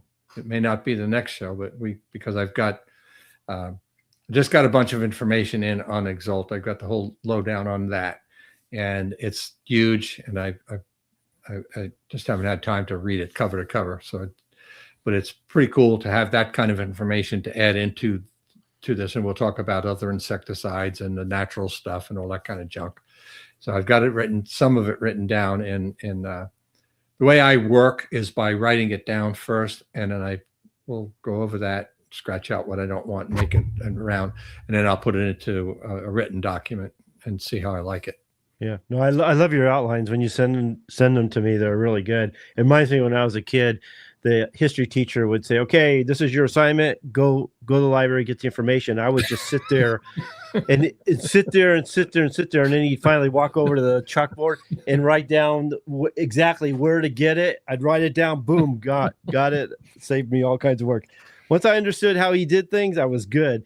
But it just reminds me about Peter's outline. They're just right on the money every time. So I appreciate it. I put a lot of effort into it. And like I said, the more you know, the better off you're going to be. That's all. And you'll be able to attack things and figure it out for yourself. And if something isn't working, you've got the resources to ask somebody right here. People can get a hold of me anytime, basically. Yep. And if you want to scan that QR code right up there, you can get there as well to get a hold of Peter. Let me see. I think that goes to his website. I did that a while ago. Let me check. Yeah, Goes to his website. See, I don't even know how to do that on my phone. You just open your camera, Yeah. and it'll kind of put brackets around it and tell you exactly what it is. You just press it; it takes you there. Okay. Takes you to wherever that link Learned is. something tonight. Just don't open links that you don't know where they come from, because it could be a virus if it's the wrong thing. Yeah. I saw one on the back of a truck the other day when we were traveling, and Nancy goes, "I wonder what that goes to. I wonder what his company is." I go, "Don't scan it. You don't know where it goes. You don't know what that thing is, man. No, you don't open everything. Yeah, don't get that out of there." I'm not that stupid. I'm very proud of myself. I just learned about 2 weeks ago, maybe 3, how to load something onto a thumb drive. So Good for you. and high cotton. Are you kidding? I live on thumb drives. I got them all over the place, man. I do too. I got it. I carry them wherever I go. Everything I have is thumb drives. Right? And then there's all of these in this bag. Oh my gosh. Oh, those are old. Yeah. Those are old style. Yeah, that's old style. Well, see, when I get, like I told you about that Exalt thing, I made a copy for you. Okay. I put it on a thumb drive and I take it down to a place here in town, and they make it. They do a really good job. They're really, really good. And because I don't know nothing about that crap. It's not my bag. I get my granddaughter, my daughter to come over and set this up before I get started. I would be lost. I have them fix it up and then leave it until you guys come on. No, sometimes I can figure things out pretty good. Then my daughter, and then I'll run into a problem. My daughter will come and do it right away. I'm like, "How'd you figure that out? How'd you know that?" It's like, I'm not watching you close enough. Yeah. I still haven't figured out Instagram. Oh, yeah. She tried to explain that to me the other day. I was like, "Go away." That's the only good thing I want to do. I barely do Facebook. I'm logged in all the time because I have no idea what the password is and how to recover it and all that kind of stuff. So I post my things on Facebook. Other than that, I'm hardly ever on it because I just can't stand the stuff that's popping up. And it's like... It's mostly commercials. Yeah. So I don't spend very much time at all on Facebook, except for something I might post on my page once in a while. I got a couple of Civil War things I look at, and I've got a couple other videos that I watch and that kind of stuff. But I spend more time on there than I probably should. But I don't know. I'm just not. I'm just not an electronics guy. I mean, we don't even have cable. I just watch YouTube. If I watch anything, or I listen to a podcast, I've got about 20 different podcasts. A lot of them are on business side, on podcasting and that kind of thing. I'm always trying to learn something. There's not too many good chicken ones out there. There's one out there from Australia. I really do like Chook. Yeah, she's pretty good. Jane something. Really I can't remember her last name. I'd have to look it up, but she's really good. She used to be she either is or used to be a journalist there in Australia. And I think she's new to chickens overall, but she does her homework. She asks really good questions, and I don't know where she gets them, but she gets really good guests who knows what they're talking about. Yeah. Yeah, which is really good. I may go over there and steal some of her guests because they're that good.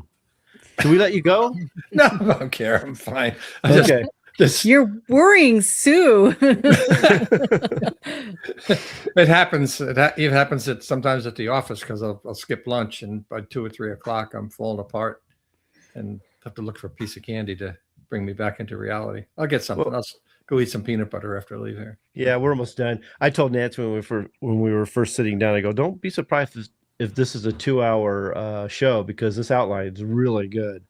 So I'm glad you like it. I like all your outlines that you send me. They're really good. I do put some time into it. Like I say, the more you know, the better off you are, and it doesn't matter whether it's chickens or anything else you want to do. And I mean, we were talking about the Civil War thing, but with my relatives and stuff, you just learned a tremendous amount of stuff. You have no idea what the hardships were back then. It's brutal. Yeah, it's brutal. I mean, I follow another guy, General Daniel Cox from Ohio, and when the war first started, they went to camp, There was no camp. They had to make their own camp. It was a big pile of lumber, and they had to make all the little teepees, tent things for themselves before they even got into doing anything. So it was crazy. And all the walking they did, and it's just, eating rancid meat, and geez, people have no idea. Peter tells me this today. He goes, I only live 3 hours from Gettysburg. I said, I'll be there. I'm on my way because I want to spend. I hear the little towns that are around that are really cool too. It's really cool up that way, and even here in Maryland, most people don't know that one of the most important battles of the Civil War took place after Antietam. You always hear about the big ones, okay? You always hear about Gettysburg, Manassas, Second Manassas, Petersburg, and all those places, but the Battle of Monocacy River was one of the pivotal battles of the war. So as Antietam was finishing up, a troop of Confederate soldiers were going to march on Washington, but there was a small contingent of Union troops ahead of them, about 600 soldiers, that held them up long enough at the Monocacy River, and they were overrun by the Confederates because it was a much larger group, but they held them up there for roughly about 24 hours, which was enough to get reinforcements to Washington, or we would have had a different outcome. And I bet you never heard of it. No. That would have been a different outcome. See, Washington, D.C. was set up differently. There were a lot of soldiers there, but they were in small forts all over the place. I forget I've got a picture. Next time, I'll get my pictures. I've got some really beautiful pictures of what that looked like, a whole map, and you can see what I'm talking about. And I think that contingency coming out, I'd have to double check. Don't quote me on it, but I think the contingency of soldiers coming from Antietam was about 10,000 strong, and they would have overrun Washington in a heartbeat. So reinforcements were brought in and saved Washington, D.C. Yeah. Wow. I was thinking, Nancy, we should grab our equipment, take Troy on the move over to Peter's, and he can do some historical stuff for the show. Yes. Yeah. I definitely want to do that. He is so knowledgeable in all that, and he can be our tour guide. I love the pictures and stuff that I have, and I try to gather as many as I can. And next time when we're in the green room, I'll put some up and you can see them. Sure. They're all in color. This place I go to, they make brilliant pictures. They just pop, and they're really glossy, super glossy.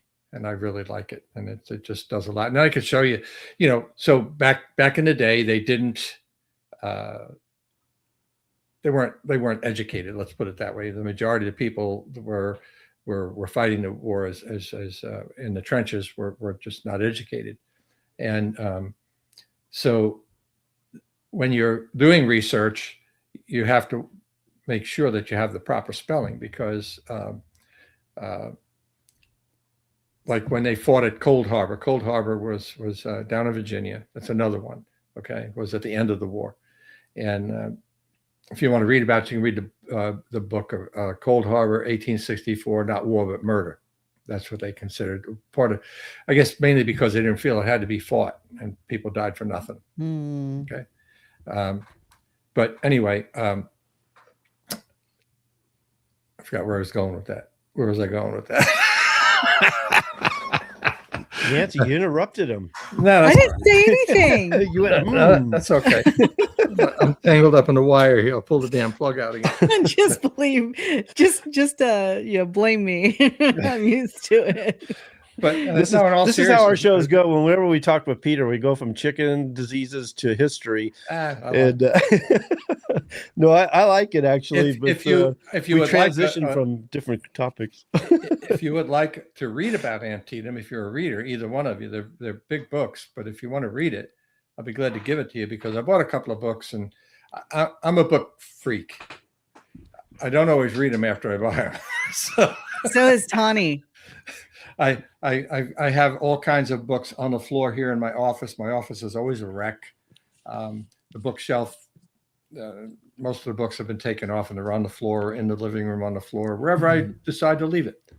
And that's what you can do that when you live by yourself. Huge huge pile right there. I've got a bookshelf there. I got one there and there. I've got one outside. We have a bunch of them out in the shed. I got books I everywhere got around 4 here. books holding up the camera at the height here. My daughter, she has books almost on every wall. On in her every room. wall. Yeah. The whole, I mean, it looks like a library. She has shelves all the way around. Mine would if I'd gather them up and put them where they belong. But my point is, if either one of you or your daughter is wanting to read the book, it's never been read, I'll give it to you. Yeah, she would like that. Okay. Yeah. When I send this other stuff to you, I'll send it. Yeah. Because I'll never read the damn thing. She's a novelist. Oh, she's getting more into history and everything too. Yes. Okay. Yeah, she actually is. All right. Yeah, I got all kinds of books. I know. Yeah.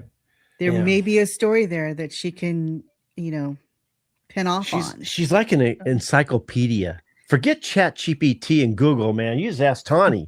She knows everything. Well, see, she could probably get a lot of stuff just by going and reading stuff online, even about the Civil War. You can pull stuff out of that. Or there's always a tragic story there somewhere. Yes. Okay? Oh, yeah. Or I brought up General Jacob D. Cox, okay, because he was from Ohio. Okay. He was I believe he was a lawyer at the time. Brilliant man. Okay. But his interpretation of the war, they were keeping him with his people over in the Shenandoah Valley doing nothing. Okay. And he was really irritated. And the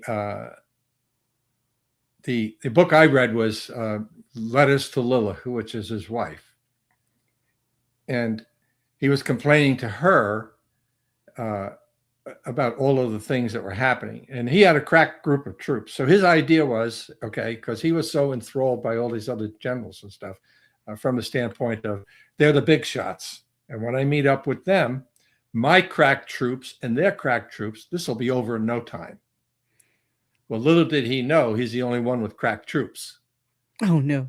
So everybody else was bragging and they didn't really have them? No, not really. They had good troops, but a lot of them were laggards. I mean, when they were drunks, a lot of them. I mean, Grant himself was a drunk. Did you know that? No. Well, I've never studied him. I figured he was alcoholic. Yeah. Oh, he's an alcoholic. Yeah. Big time. Yeah. Big time. Oh, yeah. Yeah. He never saw a bottle of booze he didn't like. I mean, it's just truth. I mean, no, I know that. Yeah. And so when you look at all these things in their totality, you say, how in God's name did we win this war? I'll tell you, by the skin of our teeth, basically, when you come right down to it. The South didn't have so their railroads, when they come up to Virginia, anything above that, the railroad gauge was different. So you had to offload everything. And even further down, you had to offload, come up so far and offload, come up so far and offload. It had to be handled so much, but they could never go all the way. And that was all coming up through Petersburg. And that's where my relative was captured down there, not at Petersburg, but at the First Battle of Weldon Railroad. And they would take these railroad ties and burn them. And then they would, on top of that, they would take the rails and they would twist them so they couldn't be used again. Oh, it's a fantastic story. Wow. Yeah, Petersburg, I'm not an expert at all in any of it. I know a little bit, it's like anything, a little bit about everything. Just trying to consume as much, especially at my age, Mm-hmm. But Petersburg, that was like a 1.5 siege, really. At the end of the day, you look at, who won? Nobody. Just, but it's a big place to go. That's another place. So what I've been doing is trying to retrace from where he was captured at the First Battle of Weldon Railroad. So that is actually called the Battle of Jerusalem Plank Road too. So if you didn't know that, you wouldn't know. You wouldn't, Right. Because the only way I was able to do it, I knew when he was captured, so I was able to take that amongst all those battles and take that date and finally figure it out. He was at the Jerusalem Plank Road, which they call the First Battle of Weldon Railroad. So that's where he was captured. They just got outflanked and a whole bunch of them got captured. And that's another thing. It was easy to get outflanked because they didn't have any real modern technology or anything to help them. So if somebody wasn't doing their job, and that happened an awful lot. And then nobody was prepared for all these people they were capturing left and right. Another place you'd like, I know you love Harper's Ferry. Oh my God. That place is fantastic. Yeah. Absolutely. And We need to get out there. that's where John Brown, Yeah. the abolitionist, was held up in the armory there. Yeah, like I told you, we don't have a lot of history here in California. And when I visited my cousin in Maryland, we spent, God, what was it, 5-6 days? I don't know. We were there for quite a while. Mhm. And he took us all over the place. We toured the Capitol, went in, the whole thing. His daughter was what do they call it? Capitol Police, I think they're called. Okay. So she was able to take us everywhere. And that was just the history there, the history throughout the state was, I was in awe of the whole thing. And I was a history buff ever since. Yeah, I need to spend more time doing it, but it's easy to get captured by it. At least for me. And again, I'm one of those guys who likes to know how things work. So I don't only want to just read about who killed who. I want to, like in that Cold Harbor 1864, when they were going along on this map that they had, the road kept getting narrow and narrow and narrow, and the trees kept encroaching on them, and they had to cut down the trees in order to keep going. I mean, can you imagine the doing that? And they're doing it under duress. They had very little food. It's not like this. You see in the movies. The troops they break and make camp and stuff. Yeah, they might have had coffee and maybe something like that, but they were eating what was called hardtack. It was a looked like a saltine, but it was thick. It was nothing but bread and water with a little bit of salt mixed in it. That's all it was. Wow. Oh my gosh. And that's what you had. And you would take that and you would chew on little pieces of it to keep going. But I mean, cripes, there was nothing there. Mm-hmm. Yeah, nuts. Wow. Yeah. You wonder how these guys did it. Go ahead. Go ahead. No, but you wonder how they did it. I mean, Yeah. my great uncle, I have all his pension records. I find it amazing that you can get all those pension records, but you can't get nothing else from the modern day government, for crying out loud. If you call and you want something from Social Security, you hang your hand on your backside before you go to get it. I have all his pension records from when he he got his pension. He started out at $8 a month. And when he died in the early 1900s, I don't know, I've got it somewhere around here. He was getting like $30 a month. It was crazy. Sue said she drove her truck to a battlefield one time. One afternoon. Yeah, but no, it wasn't planned. It wasn't planned. She had poor directions. Okay, I've got one more question before we sign off here. Sure. It's a good question. If you manage, let me pull it up here. This is from Buckeye Craig. He's probably not even here anymore. Are you there? Just go ahead. Go ahead. Hello? Okay. If you manage to get ground that has never had foul on it, would it not put you ahead in the disease situation? So, in other words, if you can get a piece of ground that's never had chickens on it, would you be ahead of it? Sure, you would be. Yeah. Sure. Ahead of the game. I would think so. Yeah. Yeah. Can't see why you wouldn't. Just after that, they need to be exposed to their own microorganisms and their, you can't keep cleaning up after them. They need to be exposed to that after. That's right. Yeah. That's right. So what if you buy a piece of land that you knew had chickens or turkeys, used to be a turkey farm or used to be a chicken farm? What do you do then? That could be a problem. I would assess the property before I even bought it, and I would look at it and see, what was left behind. Did they ever clean the pens out, or did they just stop business? And so you would have to clean up all of that stuff. But the other thing I would want to know is how long had it been laid fallow like that with nothing in it. Yeah, I'd be more worried about bringing turkeys where chickens have been rather than bringing chickens where turkeys have been, because turkeys are fragile. There's diseases. That's that true. Chickens, yeah. Turkeys are they look at them crossways and they die. They're just Oh, Yeah, I well, mean, there's some mycoplasma diseases. and turkeys don't get along. Fowl cholera and turkeys don't get along at all. Blackhead.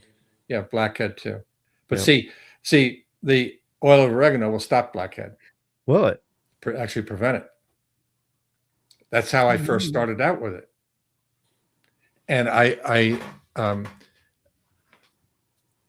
can't prove it to you on this other thing that I'm going to say. I told you earlier, late last year, prior to Thanksgiving, we did a show. I can't remember the date, but my turkey farmer here came down with that metapneumonia virus, if you remember. Oh, yeah. And I credit the fact that those birds were healthy because they were on oil of oregano, that we were able to keep it to that one barn, and the mortality was very low when it should have been high. So there you go. Contact Peter. Yep. And get yourself some oil of oregano. I wouldn't sell it. I wouldn't talk about it if it wasn't good. And I've been selling that particular product now. We're in our 16th year. Sue says, this wandering conversation is wonderful. Then when Peter's on, stick to the end. Okay. Stay to the end, because that was a really good question by Buckeye Craig. So that was good information. Next time I'm going to have my the Civil War photographs that I have here. I've got maybe a dozen of them or so that I've got. I've got others that haven't been printed yet, but you can just get an idea and a gist of things and what it looked like and a pair of shoes that I've got on the computer. I haven't gotten that on a photo yet, but I've got stuff that I've been able to download and get and so on and so forth. My relative, I don't have a picture of him. But I do have the address that they lived at. So my brother who lives in New York. He has a home upstate New York, and the cemetery where this relative is buried is about 20 minutes north of where he lives. So this spring we're going to go up and take a look-see and clean the headstone. It looks like it needs cleaning, but somebody must have liked him because it's got a pretty big monument. Okay. No. I have a picture of it that I do. And might have been a pretty important guy. I don't know. We'll see. Yeah, we'll see. It was important to him. Yeah. Important to More than important to somebody. Yeah. Well, I don't know him. I never knew him personally, obviously, but no, really? To be able to, because I have all his pension records and everything. He was hospitalized after the war for a short period. I know what hospital he went to, and I have all that information. It's absolutely amazing. Yeah, but to have it all, I'm trying to put it all together before I croak, and so leave it behind for a family to look at and follow up and whatever. So how was he related to you? He is my great uncle. On my father's, my grandmother's side, my father's mother. Yeah. I was going to say, if he's a great grandfather, then he's really important to you. he's that side of the family name, my grandmother's maiden name was Gagne, Gonyea. And that's another thing. Even in his own records, it's spelled multiple times incorrectly. Okay. It looks to me, like he wasn't educated either. It looks to me like somebody signed for him and witnessed it. And whoever signed it had shitty handwriting. And I only say that and tongue in cheek because really people back then weren't that well educated, the majority of them. He's just a farmer. And I say that tongue in cheek, just a farmer, but they didn't have much. That I can tell you. And maybe that's where X marks the spot came from. It may be. It may be. It may be. I don't know if you know it. Oh, go ahead, Peter. No, you go ahead. No, I was just going to say, I was looking at this outline, and at the bottom, I still have your outline from the vaccinations, smart vaccinations that we never did. Maybe you'll want to do that someday. I still have it sitting here waiting. Which one is that? Which one is that? I don't know. You gave it to me, and we were going to do it, and for some reason we never got to it. Is that the one that talks about how to vaccinate and proper vaccination and all that stuff? Yeah. Mm-hmm. Okay, I'll find mine. Vaccine handling and administration of chickens and gamefowl better. Yeah, we can do that. Yeah, I'm just saying I have it if you want to do it. Yeah, we can do that. Looks good too. Yeah, somewhere I've got some pictures too we could use to show you the difference of, like injecting in the breast and stuff. I've got all that stuff. I just have to find it. This mess I've got going on here. It's unbelievable. But That is my New Year's resolution this year, is to be a lot more organized. I don't know if I want to be organized. Better you than me. To be honest with you. I appreciate it. Since my new title in the house is administrative assistant. I'm giving her all the things I don't want to do. It's stupid me. I keep asking for more. What else can I do for you, honey? Well, cook me breakfast, lunch, and dinner. I'm like, no, not that kind of stuff. For me, it's different. There's nobody to put it off on. So if I don't get it done, it doesn't get done. And there's a whole lot of stuff here that don't get done. And you might think it's crazy, but I think it's age related. I'm, Lord willing, in 6 weeks I'll be 80, and I don't give a rat's ass if a whole lot of stuff around here gets done. But I don't care to clean. I don't care about myself personally. I'm clean. I shower and shave every day and clean clothes and all that kind of stuff. But rest of it, I don't give a rat's ass. There's dust everywhere. If you don't touch the dust, it won't bother you. That's how I look at it. It will stay there. It will too. It'll be permanent and eventually. you'll have a cloud of it everywhere. And the funny part about it is, my daughter comes by and she'll say, Dad, we need to clean this place up. I'll come over tomorrow and I'll give you. I said, no, you won't. I said, just leave this shit alone, right? It's like it is. I don't know why. I really think about it sometimes. Say, no, why don't you just let somebody else come in and do it? I don't know. Then you really won't know where it is. No, you won't. Well, somebody will come in and put all the stuff back on the shelves, and then I'll really be in trouble. So. I didn't know I had that. Everything is in disrepair here at this point in time. I've got all kinds of wildfowl prints here. I've got more artwork than you shake a stick at. Just sitting here up against that door.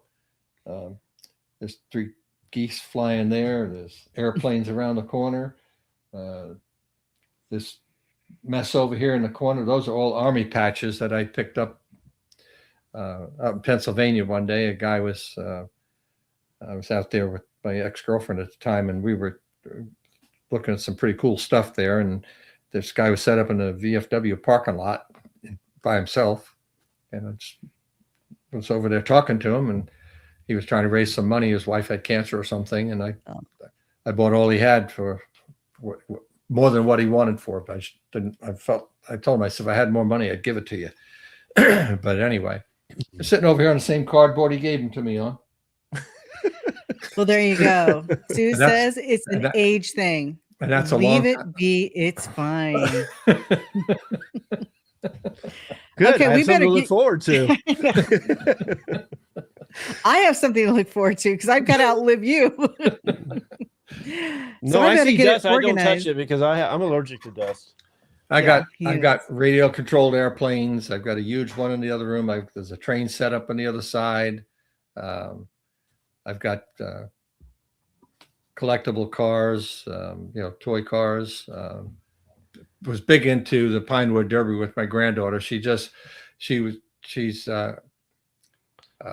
moves up in the next couple of weeks, so that we're done with the Pinewood Derby thing. But which is an interesting thing too. The car that we had this year was super duper fast, knock your socks off, and she won first place in her den, and then she also won first place over all the I don't know what they call it, pack group, whatever the hell it is, all of them together. And but it's all physics and has nothing to do basically with the aerodynamics of the car. It helps a little bit, but so the way the track is made, it's uphill, okay, and it comes down like this, right? So the only rules are the car has to be the same width, the same length, okay? But you can do anything else you want to the car. You can't do anything. You have to use their axles, their wheels. You can't do anything to them. You can use graphite, that kind of stuff. You can polish the axle, which is nothing more than a nail of sorts that they give you. And after that, you can do pretty much anything you want. So it has to weigh 5 ounces. So if you cut off, like we did, cut most of the car off, it was, I think that car was only 3/8 of an inch thick when we were done with it. Really? But it was the right length. Yep. And so, and then we put, it was just a frame. We took all the meat out of that, and it was just a frame. And then on the back of it, so to cut short here and make things easier to understand, you have to put weight back in the car to make it weigh 5 ounces. And the weight to use is tungsten, because you don't need a ton of it, where if you used lead, you couldn't put enough lead in this car. Tungsten is ounce for ounce is twice as dense. The car felt like it weighed 18 pounds, but it only weighed just a hair under 5 ounces. And that, so it's the density of the metal. So you put some of the weight goes behind the axle, and the majority of it goes in front of the axle. Okay, then you've got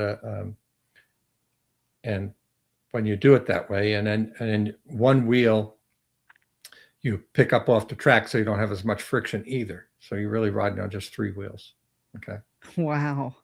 And so when that car comes down the track and it hits that zip, it takes off like a rocket. You wouldn't think it, but it's that weight behind it actually pushing it. And it was nice. Yeah. Yeah. I forget how many miles per hour they have. They can tell you how many miles per hour it goes in actual. They're actually moving at a speed of over 100 miles an hour. No way. Yeah, Really? Yeah. Wow. I mean, it's quick. It's over in a matter of seconds. I bet. It's just go. I thought you were going to say like 40 miles an hour or something like that. 100 miles an hour. Wow. Yeah, and you get to run. So you get to run in each lane. There's 4 different lanes, so you have to run. Everybody has to run. So it takes a while. It took most of the morning to get through everybody. But it's kind of wow. Yeah, it's kind of a cool thing. I think her first year she was second place. Last year, there were more competitive cars last year, and ours was more blocky last year. I'd get lazy with it, helping her, and should have done it differently. But this year was totally different. There was nobody catching that car.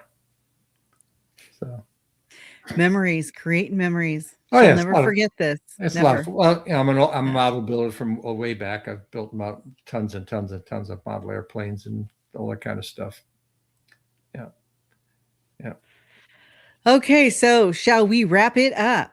Anytime you're ready. All right. I'll talk to We're yourself a wrapping it brass up. monkey. So All right, guys, make sure that you like, subscribe. That really helps us out with the algorithm. It really helps us out. That's with really, how'd you do that? algorithms. That's good. What did I do? I don't think you could repeat that word if you wanted to. I don't remember what it was. So take 2. Subscribe, because that really helps us out with the algorithms. We really appreciate. I'm done for the night. We really appreciate your comments that you have in the chat room. Love that. Keep us going. You keep me going with work, and I love it. What So our anyway. friends say? Push. What's it called? Hype. Oh, So push like and then push hype. Yes. Try to get the word out. Yeah. Yeah, we're trying to get the word out so that we can get the word out to as many people as So possible. they can be here and get all that great information on chicken healthcare and U.S. history and Yeah, all of that. And for you celestial people, there is a lunar eclipse tonight, and I'm not even saying You that. are right. done tonight, aren't you? I am so done with it tonight. I've been up since 4. it's so called been a long day. Eclipse. Eclipse. There you go. I just want to make sure you have energy enough to make my dinner. Okay. Oh darn! Still gotta do that. Okay. I appreciate it. God, where's the? I think I've lost it too. Really quick roundtable this Wednesday. Yeah. Members, we're going to have a roundtable this On the Wednesday. website We'll be on the 6 website, o'clock. 6 o'clock. Be there, be square. Thanks, Peter. I appreciate it. Okay, thank you. See you I'll guys. see you next time. Okay, Bye. great. Bye-bye. Oh, sorry.